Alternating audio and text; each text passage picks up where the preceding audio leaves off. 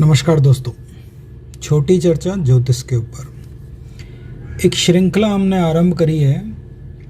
अप्रकाशीय ग्रह या अदृश्यमान ग्रह जो प्रत्यक्ष रूप से कुंडली के अंदर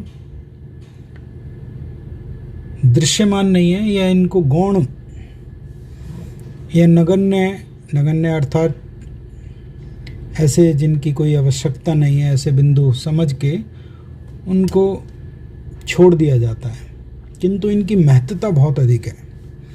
क्यों? क्योंकि पराशर ऋषि ने हर श्लोक वाक्य के अंदर हर ग्रह की महत्ता बहुत ही विस्तृत तरीके से विचारपूर्वक कही है। इसी कारण अप्रकाशीय ग्रहों के ऊपर उनके फल कथन से जन्मांग एक अलग ही रूप ले लेता है। आवश्यकता है केवल इसको ध्यान से, धैर्य से, निपुणता से देखने की।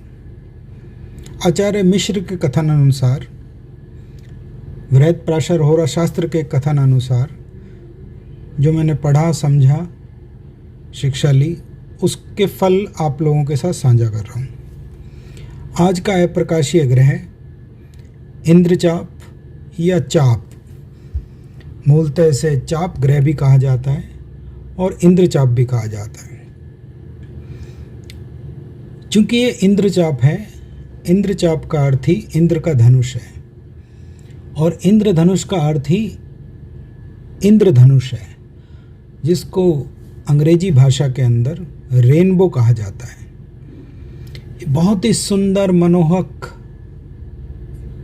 दृश्य बनाता है। इसी कारण से इंद्रचाप के फल भी बहुत ही सुंदर और मनोरक दिखाई देते हैं। किंतु क्या ये वास्तविकता में सुंदर होता है या दृश्य देता है? अपितु ये दृश्य देता है, मनोरक होता है, वह भाव के फल कहे गए हैं। अर्थात ये जिस भाव में चाप या इंद्रचाप बैठे होंगे तो ऐसा तो मान के चलिए कि उस भाव के फल व्यक्ति के लिए बड़े सुंदर दिखाई देंगे, सुंदर दृश्यमान रहेंगे।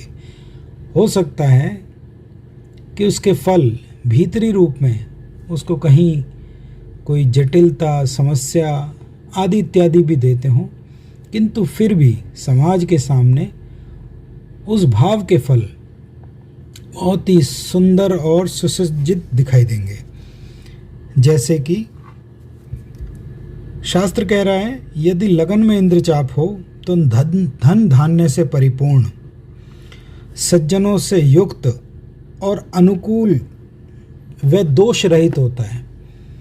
वो भीतर से दोषवान भी हो, निर्धन भी हो, किंतु समाज के सामने उसका दृश्य जो दिखाई देगा, दृश्यमान रहेगा, वो बहुत ही भरपूर रहेगा। एक प्रकार से कहना चाहिए ये शो बिजनेस है, दिखावे का व्यापार है।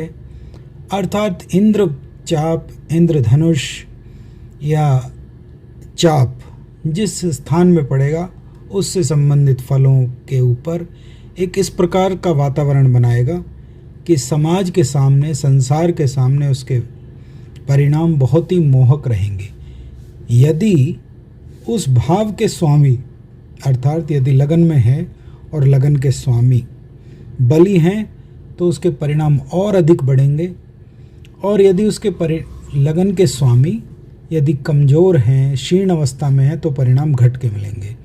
दूसरे स्थान में, तीसरे स्थान में, हर स्थान के ऊपर इसके इसी प्रकार से फल निकालने चाहिए। अर्थात दिखने में तो मनोरक होगा, मोहक होगा, साथ ही उस भाव के अधिपति स्वामी यदि शुभ अवस्था में हो, कुंडली के शुभ स्थानों में हो, तो फलों में और अधिक वृद्धि लेके आते हैं। अब तक हमने आपके साथ अप्रकाशीय ग्रहों की श्रृंखला जो आरंभ करी है, इसको अपने जन्मांगों पे लगा के देखिए, बहुत ही सुंदर और मनोरक परिणाम प्राप्त होंगे। इसके बाद दो अन्य ग्रह, एक गुलिक और एक उपकेतु, उसका भी हम आप लोगों के साथ विवरण साझा करेंगे। आप चाहें तो चैनल को सब्सक्राइब कर सकते हैं, बेल आइकॉन को दबा के नई श्रृंखलाओं के लिए हमसे जुड़े रह सकते हैं, जिससे कि मनोरक एवं रोचक जानकारियाँ आपको प्राप्त हों। ज्योतिष एक ऐसा विषय है जिसको जितना अधिक आप देखेंगे, समझेंगे और उसमें गहराइयों में जाएंगे तो आपको बहुत ही रोचक परिणाम देखने को प्राप्त होंगे। धन्यवाद। अपना और अपनों का बहुत विशेष ध्यान रखिएगा।